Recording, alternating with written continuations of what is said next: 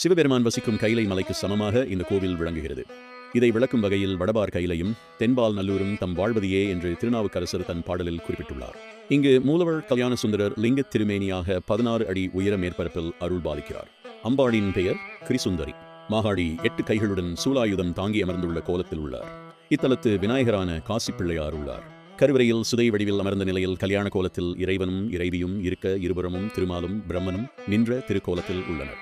இவர் தினமும் 5 நிறங்களில் தோன்றுவதால் பஞ்சவர்ணேஸ்வரர் என்றும், அமர்நீதியார் அப்பர் ஆகியோருக்கு அருள் புரிந்ததால் ஆண்டார் என்றும், அகத்தியருக்கு தன் திருமணக் கோலத்தை காட்டி அருளியதால் கல்யாண சுந்தரர் என்றும், பேரழகுடன் விளங்குவதால் சுந்தரநாதன் சௌந்தரநாயகர் என்றும் போற்றப்படுகிறார்.